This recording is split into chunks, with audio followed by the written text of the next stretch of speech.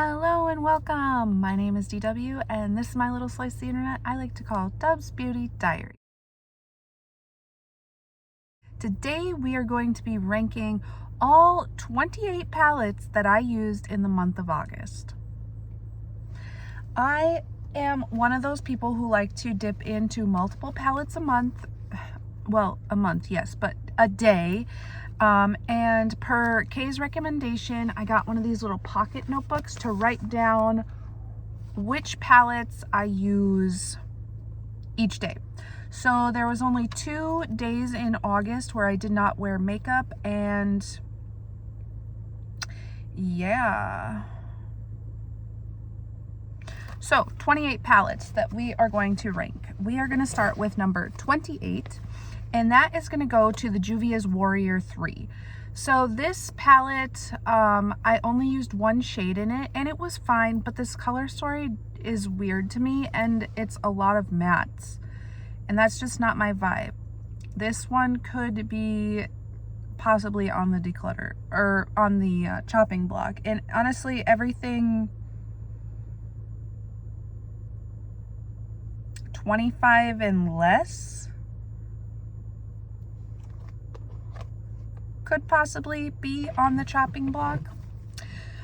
Number 27, another Juvia's, it's going to be the Zulu. So this one has more bright punchy colors, like yeah, and that's why I like this more than the Warrior 3. That one's more primary in my opinion. 26 is also Juvia's Walhalla. This has a lot of nice shades, but again, I only used one shade in it, and I would like to get more use out of this one so that I could officially decide if I want to keep it or not. 25, my, we wouldn't say beloved, the bane to my existence. No, it's not that bad. The Blood Sugar palette. I don't like red warm tones, but the purples in this palette I love so much. Bittersweet, I don't think I would declutter this. I was thinking that I would after I'm done using it, but for my battleship project, but I don't think I will because I really like those purples. Number 24 is going to go to Pat McGrath, the Divine Droid Quint.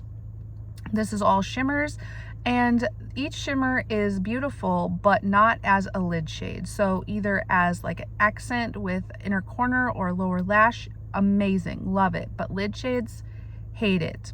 So that's a little lower on the totem pole. 23 goes to Nomad Tokyo. I don't love these pastels. I'm starting to appreciate them a little more for like blending out shades, but this palette as a standalone, probably not. The shimmers are, they're okay. They're just mostly toppers, so nothing that is like, use me. I was actually using it for a project that I had it in. 22 is going to go to the Walhalla 2. The only reason this is lower on the ranks is because it has a lot of blue. And while I like blue eyeshadow, if I'm going to have a palette with blue in it, I want it to have other shades too where I can easily mix and match instead of just being primarily blue and then pops of other color.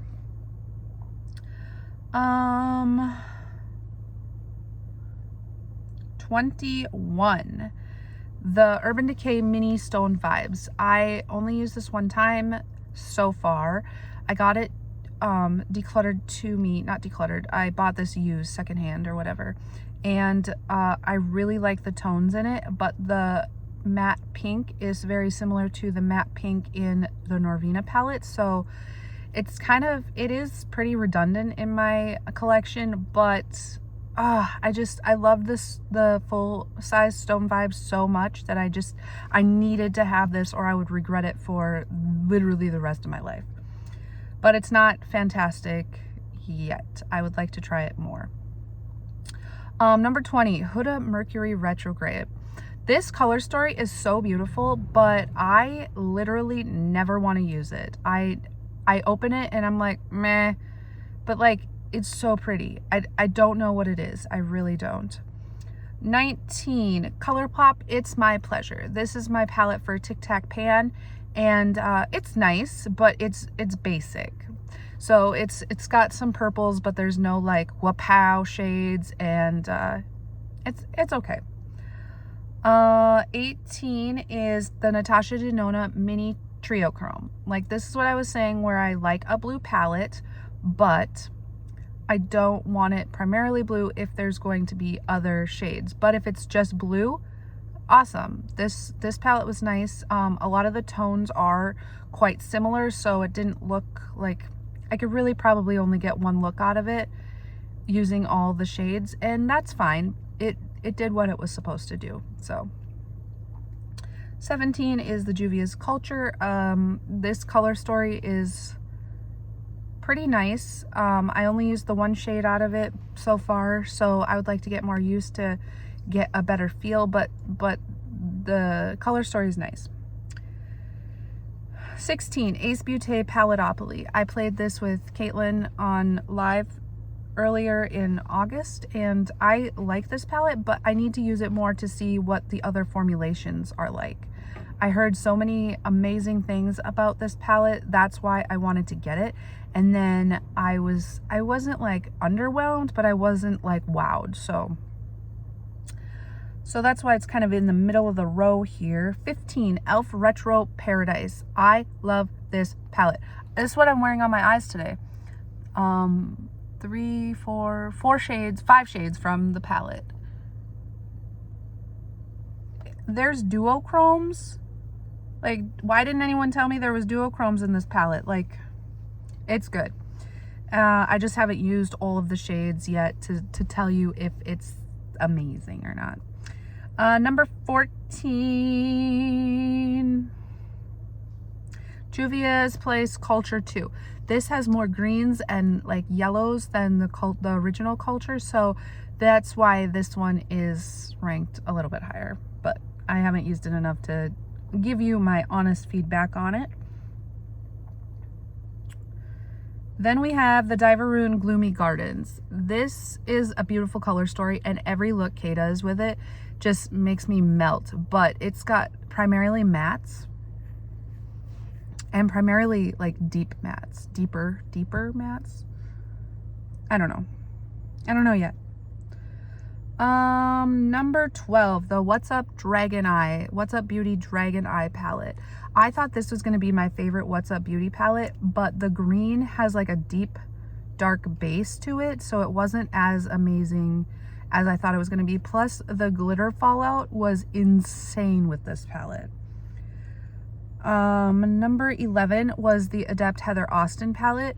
I like it. I like the color story, but I had some issues with blending one of the mattes, and some of the shimmers are kind of like weird feeling. They're like silly putty.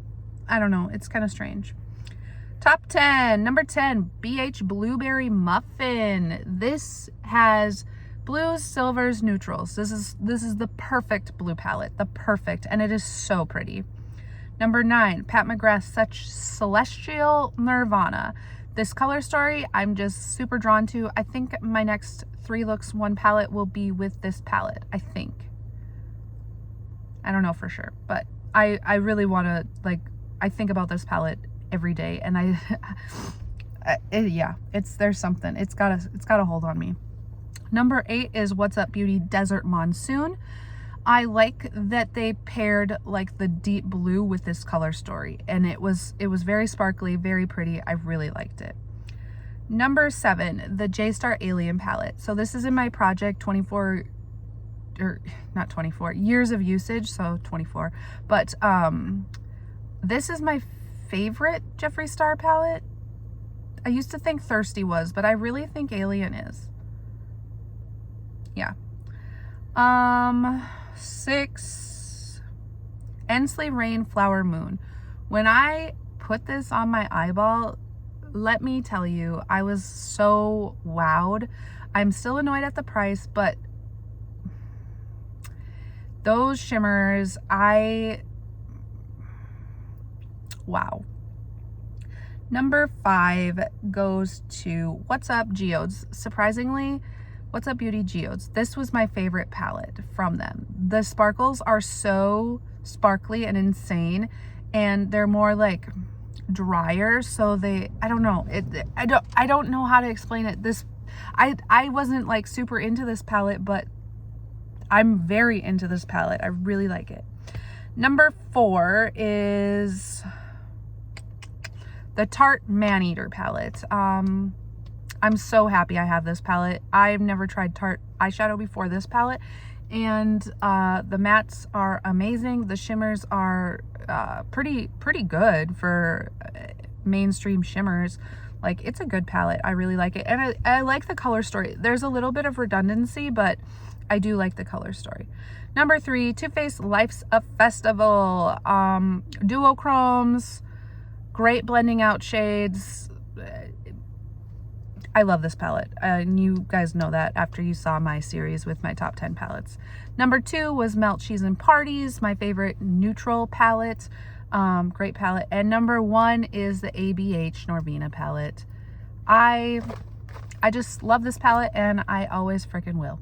So that is my rankings of all of August's palettes, and I'm wondering, do you think I'll have more palettes that I use in September or not? I'm not sure. I kind of want to like narrow it down, but also at the same time I want to use more palettes. Anyway, with that being said, we will catch you in the next one. Bye bye.